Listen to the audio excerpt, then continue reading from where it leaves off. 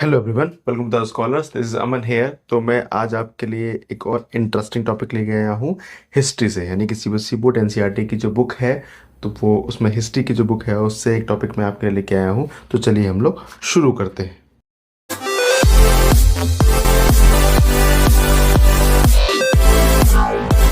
तो आप जैसे कि ये एक फ़ोटो देख पा रहे होंगे यहाँ पे। तो ये देखिए, फ़ोटो देख पा रहे होंगे। तो ये जो सीन है वो है 14 जुलाई 1789 मॉर्निंग का। यानी कि मॉर्निंग में क्या होता है, बहुत प्रॉपर तरीके से एक टर्मोइल चल रहा है।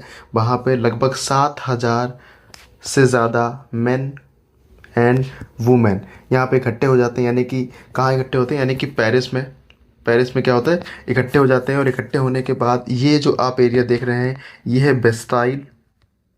बेस्टाइल जो कि एक फोर्ट्रेस प्रिजन था। फोर्ट प्रिजन था, यानी कि यहाँ पे कैदियों को रखा गया था। तो ये यहाँ पे क्या इकट्ठे हो जाते हैं, और लगभग इतनी भीड़ लगातार क्या कर रही होती है, इसकी तरफ बढ़ रही होती है। और बाकी अलग अलग जगहों पे, यानी कि पेरिस में अलग जगहों पे प्रॉपर तरीके से स्ट्रगल कर रही होती है। तो ये 14 जुलाई 1798 मॉर्निंग में ऐसा क्या हो जाता है कि इस तरीके से चीज़ें चल जाती हैं। और ये जो बात रहती है वो एक र्यूमर फैलता है। यानी कि एक र्यूमर के बाद ये सब चीज़ें होती है। र्यूमर ये होता है कि जो किंग है उस समय के, किंग ने क्या किया है, किंग ने ओपन फायर का ऑर्डर दिया है। ओपन फायर यानी कि जैसे ही सिटीजन्स को किसी देखा जाएगा और तो उनको वहीं पे गोली मार दी जाएगी, या फिर कहीं भीड़ देखी जाएगी तो गोली मार दी जाएगी, या फिर कोई सिटीजन देखा जाएगा तो वहाँ पे गोली मार दी जाएगी। तो ये इस तरीके से था। ये 14 जुलाई 1789 का है। अब आप ये समझ सकते हैं कि यानी कि 14 जुलाई 1789 को अगर कुछ हो रहा है तो ऐसा नहीं होगा कि 13 जुलाई को कोई सोया और सुबह उठा और प्रॉपर तरीके से एक रिवॉल्ट हो गया या फिर एक टर्मोइल चालू हो गया। तो इसके लिए आपको जानना पड़ेगा, थोड़ा सा बैकग्राउंड जानना पड़ेगा इसका प्रॉपर तरीके से कि कहाँ होता है। लगभग ये समझ लीजिए 10-15 साल पीछे जाना पड़ेगा, किस तरीके से क्या चीज़ें चलती हैं, तो वो मैं आपको बताऊंगा। तो देखिए, देखते हैं आगे। उसमें देखिए, मैंने यहाँ पे एक फ़ोटो लगाया हुआ है। इसमें ये आपको ये बातें कुछ याद होनी चाहिए। ये है लिब्रे। लिब्रे जैसे कि हमारे इंडिया के अंदर रुपी चलता है, वैसे ही उस समय यानी कि जो ये करेंसी थी, कहाँ की करेंसी थी, फ्रांस की, जो कि 1794 में क्या कर दी गई थी, डिसकंटिन्यू कर दी गई थी। उसका क्लर्जी समझना पड़ेगा आपको। क्लर्जी का मतलब ऐसे लोग जो चर्च से जुड़े हुए लोग होते हैं। और टीथे समझना पड़ेगा जो है, और जो टाइल है ये समझना पड़ेगा। टीथे जो है ये टैक्स जो था, यानी कि चर्च में लगता था, यानी कि चर्च के लोग जो टैक्स लिया करते थे उसको टीथे, यानी कि ये तरह का ये टैक्स पड़ रहा था। और जो टाइल है, वो टाइल जो है वो भी, यानी कि जो स्टेट को, यानी कि जो आज भी आप टैक्स देते हैं, यानी कि जीएसटी के तौर पर देते हैं, इनकम टैक्स के तौर पर देते हैं, तो उस कह सकते हैं उस तरह का जो एक टैक्स था उसको टाइले इस तरीके से कहा जाता है। ठीक है, तो जरा हमें जानना है बैकग्राउंड क्या हुआ था, किस तरीके से चलता था, हमें ये देखना है। तो आपको समझना पड़ेगा, यानी कि 1774 में क्या होता है, यानी कि लुइस 16 क्या करते हैं, वो किंग बनते हैं उस समय। जो किंग बनते हैं, और क्या होता है कि 20 साल की उम्र में, लगभग 20 साल की उम्र में जो ऑस्ट्रियन प्रिंसेस होती हैं, ऑस्ट्रियन प्रिंसेस से इनका मैरिज हो जाती है। यानी कि ये किंग भी बन गए हैं और इनकी मैरिज भी हो गई है किससे, ऑस्ट्रियन प्रिंसेस से। इसमें होता क्या है समझ लीजिए, ये जब किंग बनते हैं तो होता ये है कि जो इनका ट्रेजर होता है वो क्या होता है, वो ब्लैंक होता है। ब्लैंक करने का मतलब ये होता है, यानी कि इनसे जो पहले के राजा थे उन्होंने कहीं पे यूज़ किया, भाई कुछ गलत जगहों पे इन्होंने यूज़ किया, और ज़्यादातर इनका यूज़ होता था, यानी कि जो राजा है, राजा की फैमिली है, वह किंग, और जो आसपास का जो एक्सपेंसेस थे, यानी कह सकते हैं जो एक्स्ट्रा बजट खर्चे थे, उसमें ही इनका बहुत ज़्यादा खर्च हुआ करता था। तो इस वजह से और दिक्कत हुई, यानी कि इस समय से इसी वजह से इनकी जो इकोनॉमी थी वो प्रॉपर तरीके से ख़राब हो चुकी थी, और जो पैसा था उस हिसाब से नहीं आ रहा था, या नहीं बचा हुआ था। एक और वजह थी इसमें, इन्होंने क्या किया था, यानी कि एक वॉर चल रहा था, यानी कि जो यूएसए है, यूएसए में 13 कॉलोनीज थी ब्रिटिशर्स की कॉलोनी थी। आप ये जानते हैं जो फ्रांस का एम्पायर है वो भी यूरोप से ही आता है, और ब्रिटिश का जो एम्पायर था वो भी यूरोप से आता है। तो ब्रिटिश की, यानी कि जो ब्रिटिश थे और फ्रांस की आपस में बनती नहीं थी, इसलिए क्या किया था, यानी कि फ्रांस ने हेल्प की थी उस समय, ताकि ब्रिटिशर्स को हराया जाए, यानी कि यूएसए की यूएसए की हेल्प की थी ताकि ब्रिटिशर्स को हराया जा सके, क्योंकि आप जान समझ में आ रहा होगा आपको, ये ब्रिटिशर्स और फ्रांस में क्या चल रहा था, एक राइवलरी चल रही थी आमने सामने। तो 13 कॉलोनीज को यहाँ से भगाने के लिए काम किया था, और काम करने का मतलब ये हुआ, वहाँ पे क्या हुआ था, यानी कि जैसे भी ये हेल्प कर सकते थे, यानी कि यूएसए जैसे भी, यानी कि वेपन से हेल्प की, वॉर में उस तरीके से हेल्प की, जैसे भी हेल्प कर सकते थे वैसे इन्होंने हेल्प की। और हेल्प करने पे क्या होता है, इनके ऊपर लगभग लगभग 1 बिलियन लिबरे का जो लोन होता चढ़ जाता है, और उसके बाद ये बढ़ते बढ़ते लगभग 2 बिलियन के आसपास हो जाता है। 2 बिलियन लिबरे का क्या होता है, वो इनके ऊपर लोन हो जाता है। लोन हो गया ठीक है, लेकिन सिंपल सी बात ये होती है, जहाँ से ये लोन उठाते हैं, यानी कि जो भी मनी लेंडर्स होते हैं जहाँ से लोन उठाते हैं, वो भी मौके को देखते हुए क्या कर देते हैं, अपना जो इंटरेस्ट होता है वो कई ज़्यादा बढ़ा देते हैं। क्या करते हैं, जो इंटरेस्ट होता है इंक्रीज कर देते हैं कई ज़्यादा, लगभग मान लीजिए 10% के आसपास इंटरेस्ट कर देते हैं इस तरीके से। यानी कि आप अगर 1 करोड़ रुपए लेते हैं तो आपको 10 लाख रुपए इंटरेस्ट के तौर पर देखना पड़ेगा। यानी कि अगर आप 100 करोड़ रुपए लेते हैं तो आपको 10 करोड़ क्या देना पड़ेगा, एज इंटरेस्ट देना पड़ेगा। तो इतना ज़्यादा इंटरेस्ट, मतलब मौके का फ़ायदा उठाने के लिए क्या करते हैं वो लोग, इस तरीके से बढ़ा देते हैं। ठीक है, तो इसके बाद ये एक रीज़न हो गया, जो यानी कि कह सकते हैं जो एडमिनिस्ट्रेशन चल रहा था। एक और रीज़न था जो प्रॉपर तरीके से वहाँ कह सकते हैं कि जो सबसे लोअर डिवीज़न होता है, यानी कि कह सकते हैं कि लोअर जो यूनिट होती है, यानी कि सिटीजन जो होते हैं उनके उन पर जब चल रहा था। ठीक है, तो ज़रा समझिए,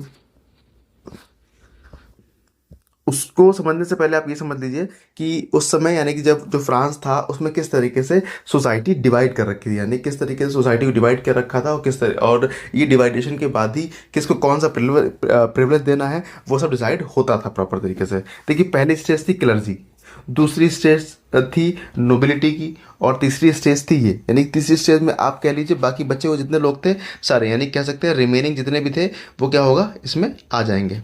रिमेनिंग इसमें आ जाएंगे। रिमेनिंग कौन कौन, यानी कि बड़े businessman, merchant, court officials, lawyer, peasant, artisans, small peasant, landless labour, servant, मैंने कहा ना जो बचे हुए लोग थे वो सारे इसके अंदर आ जाते थे। यानी कि इस तरीके से सोसाइटी को डिवाइड कर रखा था। और क्लर्जी का मतलब यानी कि ऐसे लोग जो कि चर्च से जुड़े हुए होंगे, जो चर्च से जुड़े होंगे। नोबल का मतलब यानी किंग और किंग की फैमिली से जो लोग आते होंगे। ठीक है ना, तो इस तरीके से चीज़ चलती थी। और अब आप समझिए किस तरीके से जो ये वाला जो सेक्शन था, ये वाले सेक्शन में ये मान लीजिए ये जो लास्ट के 2 सेक्शन है, ये वाले, ये दोनों सेक्शन है, ये बहुत स्ट्रगल कर रहे थे। तो होता ये है कि 1715 की जब आप बात करेंगे, 1715 की जब हम बात करेंगे, तो यहाँ 1715 से 1789 तक जो फ्रांस की पॉपुलेशन होती है वो बढ़ जाती है। यानी कि पहले थी 23 मिलियन, और ये हो जाती है 28 मिलियन। जिस तरीके से पॉपुलेशन बढ़ रही होती है उस तरीके से जो रिसोर्स होते हैं, उस तरीके से जो रिसोर्स होते हैं वो नहीं बढ़ रहे होते हैं। और ना ही जो डेली वेजेस आपका होता है, डेली वेजेस जो भी है वो ना उस तरीके से बढ़ रहा होता है, नहीं, पॉपुलेशन लगातार बढ़ रही होती है। तो इसमें जो गैप आ जाता है, यानी कि ये समझिए कि एक ब्रेड 100 रुपए की है, ठीक है, ये ब्रेड का रेट है, और यहाँ पे किसी मजदूर को 200 रुपये मिलते हैं, ठीक, 200 रुपये मिलते हैं। यानी कि अब ये बढ़ के 150 रुपये की ब्रेड हो गई है। ठीक है, ये यहाँ पे स्टेबल है बिल्कुल, ये बिल्कुल स्टेबल है। सिंपल सी बात ये है कि यानी कि ये बढ़ गया है पैसा, और ये पैसा वहीं पे कैसा है, वहीं पे स्टेबल है। इसमें दिक्कत क्या होगी, यानी कि अब यहाँ से ज़्यादा पैसा खर्च हो रहा है। पहले 100 बच रहा था बीच में, अब सिर्फ कितना बच रहा है, 50 बच पा रहा है। तो होगा क्या, यानी कि इससे दिक्कतें बहुत ज़्यादा बढ़ जाती हैं। यानी गरीब क्या, जब अमीर और गरीब के बीच में गैप बहुत ज़्यादा हो जाता है तो दिक्कतें इस तरीके से बढ़ने लगती हैं। तो ये दिक्कतें भी क्या चल रही थी, प्रॉपर तरीके से कह सकते हैं कि इस लेवल पे, यानी कि इन दो लेवल पे प्रॉपर तरीके से चल रही थी, जिसको एक और नाम जान सकते हैं आप इसमें बोलते हैं सबसिस्टेंस क्राइसिस। सबसिस्टेंस क्राइसिस का मतलब ये हुआ, यानी कि ये, यानी कि एडमिनिस्ट्रेशन में मैंने आपको बताया जो इससे पहले वाला स्ट्रगल था, जहाँ पे 13 कॉलोनीज की जो हेल्प करते हैं, और बाकी जो लोअर लेवल पे मान लीजिए वो ये स्ट्रगल लगातार चल रहा था। यानी कि लगातार महंगाई बढ़ रही थी, और उस हिसाब से डेली वेजेस नहीं बढ़ रहे थे, जो कि, और उसकी वजह से जो गरीब थे बहुत गरीब होते चले जा रहे थे, और जो अमीर थे बहुत ही ज़्यादा अमीर होते चले जा रहे थे। ये दिक्कतें सोसाइटी के अंदर चल रही थी। इसमें होता क्या है, इसमें दिक्कत ये आ जाती है कि जो किंग होते हैं, यानी कि लुई 16 जो होते हैं, लुई 16 जो होते हैं वो डिसाइड करते हैं कि चलिए हम लोग क्या करते हैं, क्योंकि सबसे बड़ा जो इनकम का सोर्स होता है वो होता है टैक्स। क्या होगा, यानी कि टैक्स, यानी कि ये जो दिखाया था अभी आपको, यानी कि जो टाइलें और चीथे हैं वो, उसकी बात करें टाइलें की और जो टीथ है, ठीक, इन दो टैक्स की बात कर रहे हैं। और दोनों ही टैक्स किसके ऊपर एप्लीकेबल, ध्यान रखिएगा यहीं पर दिक्कत आती है समझने में। ना इनके ऊपर कोई टैक्स लगेगा ना इनके ऊपर कोई टैक्स लगेगा, टैक्स कितना लगेगा, सिर्फ इसके ऊपर, यानी कि थर्ड स्टेट है, सिर्फ इसके ऊपर टैक्स लगेगा। और लुईस 16 ये डिसाइड करते हैं कि हम टैक्स को बढ़ाएंगे क्योंकि हमारा जो ट्रेजर है वो खाली हो रहा है, उस हिसाब से इनकम नहीं आ रही है, क्योंकि इनकम अगर नहीं आएगी तो क्या होगा, यानी कि जो सोल्जर्स हैं, उनकी आर्मी है और उनका जो एक्स्ट्रा बजट है, यानी कि जो लग्जरियस उनकी जो लाइफ है वो कंटिन्यू लगातार नहीं हो पाएगी। तो वो क्या करते हैं, वो कहते हैं कि हम क्या करेंगे, टैक्स को इंक्रीज करेंगे, टैक्स को इंक्रीज करेंगे। और इंक्रीज करने के लिए क्या होता है, यानी कि प्रॉपर तरीके से एक असेंबली बुलाई जाती है, यानी कि जैसे कि आप जैसे कि ऐसा समझ सकते हैं, इस समय तो डेमोक्रेसी है लेकिन उस टाइम क्या था, यानी कि कह सकते हैं सिर्फ वोटिंग वगैरह का सिर्फ नाम मात्र चीज़ें कह रखी थी, बाकी कुछ ऐसा था नहीं कि देखने वाली चीज़ें वैसे हो सकती हैं, ठीक है, ऐसा कुछ भी देखने को नहीं था, सिर्फ आप कह सकते हैं कि हाँ बस चल कहने को चीज़ें उस समय थी, है ना। तो उसके बाद समझिए, देखिए, तो ये जो फोटो आप देखें लगे हुए हैं, ये फोटो का थोड़ा सा मैं आपको बाद में बताऊँ तो ठीक रहेगा, क्योंकि ये थोड़ी सी बात की कहानी है। हम लोग जरा वहाँ पर जान लेते हैं कि क्या किस तरह से, यानी टैक्स बढ़ाने की बात कर दी जाती है। जब टैक्स बढ़ाने की बात की जाती है तो टैक्स बढ़ाने के लिए होता ये है कि वो जनरल असेंबली बुलाते हैं। ये जनरल असेंबली का मतलब कह रहे हैं जनरल स्टेट कहते हैं उसको, यानी जैसे हमारी इस समय पार्लियामेंट है तो उसमें कहते हैं general general state, general state इस तरीके से चलता था, ठीक है। जनरल स्टेट में होता ये था, आपको यहाँ समझना पड़ेगा थोड़ा सा, मैं यहाँ समझाता हूँ जनरल स्टेट में, इसको इरेज कर देता हूँ मैं, इरेज कर देता हूँ मैं।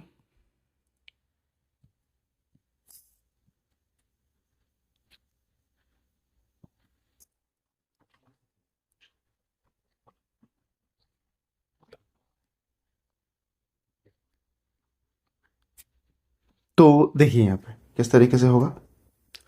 तो होता ये था कि टैक्स बढ़ाने के लिए एक जनरल स्टेट की मीटिंग बुलाई जाती थी। जनरल स्टेट में होता ही इस तरीके से, यानी कि टैक्स वोटिंग हुआ करती थी। यहाँ पे कौन आएगा, क्लर्जी से कुछ लोग आएंगे, नोबल्स कुछ आएंगे, और बाकी बचे हो तो थर्ड सेक्टर है हमारा, थर्ड वाला, यानी कि इसमें सारे बेसिक बिजनेस मैन और पेजेंट वगैरह रहते हैं, उसमें से आएंगे। यानी कि बात ये थी कि यहाँ कितने आएंगे, 300, यहाँ कितने आएंगे 300, और यहाँ कितने आएंगे 600, ठीक है।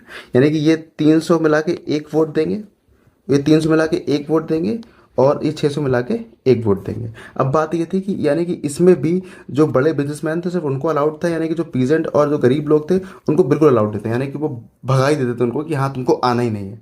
तो यानी कि इसमें भी कह सकते हैं कि जिनके बारे में बात हो रही है वही इसके अंदर इन्वॉल्व नहीं है। तो होता ये था कि इन पर टैक्स लगना नहीं है, यानी कि इन पर टैक्स लगना नहीं है, इन पर टैक्स लगना नहीं है, टैक्स लगना है सिर्फ इनके ऊपर। तो बात यानी कि वोट ओवरऑल कितने हैं, 3, क्योंकि आपको पता है करेक्टिव वोट हो रहा है, 3 वोट हैं। तो यानी कि अगर इन्होंने यस बोला, इन्होंने यस बोला, इन्होंने नो बोला, तब भी सिंपल सी बात है 2/3 क्या होता है, वोट उनको मिल गए, यानी कि सिंपल सी बात है, या जो रेजोल्यूशन होगा टैक्स बढ़ाने का वो क्या होता है, यहाँ से पास हो जाता है। अगर ये, और सिंपल सी बात है ये मना करेंगे ही नहीं, क्योंकि इनके ऊपर टैक्स लगना नहीं है ना इनके ऊपर टैक्स लगना है। तो ये सब चल रहा था। ये सब चलने के बाद क्या होता है, यानी कि जब 2/3 डिसाइड ही है पहले से, तो ये जो वोटिंग होती है इसकी बातें नहीं करनी चाहिए, यानी कि सिंपल सी बात है, बेकार सिर्फ फर्जी बातें कर रहे हैं वोटिंग करवाने के बारे में, क्योंकि ये मना करते रहे, चिल्ला चिल्ला के मना करते रहे। तो यहीं से बात एक निकल के आती है कि ये लोग जो होते हैं, यानी कि यहाँ पे ध्यान रखिएगा, कोई भी पीजेंट, लैंडलेस पीजेंट, यानी कि जितने भी गरीब, यानी कि गरीब कह सकते हैं आप, बिना पढ़े लिखे लोग कह सकते हैं, जितने भी लोग यहाँ पे थे उनमें से कोई भी अंदर नहीं आता है। सिर्फ यहाँ पढ़े लिखे लोग, यानी कि जो बिजनेसमैन लोग थे, यानी कि जो मर्चेंट ट्रेडर्स थे, सिर्फ वो अंदर आते हैं और वो यहाँ पे होते हैं। तो वो यहाँ से इसको क्या करते हैं, जो जनरल स्टेट होता है इसको बॉयकॉट करते हैं। बॉयकॉट करने के बाद प्रॉपर तरीके से क्या करते हैं, ये यहाँ से निकल जाते हैं। बोले उनका कहने का मतलब होता है, यानी कि हमारे एक वोट की वैल्यू 1% होना चाहिए, यानी कि जितने पर्सन है उतने ही वोट होने चाहिए। तो उसमें क्या होगा, यानी कि इनके 300 है, इनके 300 है, इनके 600 है, तो यानी कि 600 इक्वल्स टू कितना हो गया, 600 हो गया, तो यानी कि इक्वलिटी आ जाए, मतलब बराबर हो जाएगा, तो रेजोल्यूशन पास ही नहीं हो पाएगा। तो ये यहाँ से इतना कहने के बाद क्या होते हैं, तो यहाँ से ये निकल जाते हैं, यानी कि वो ये जो जनरल स्टेट होता है उसको बॉयकॉट कर देते हैं और यहाँ से ये लोग सारे इकट्ठे होके निकल जाते हैं। तो ये यहाँ से निकल जाते हैं, और वो जो डेट होती है वो होती है 5 मई, 5 मई 1789 की।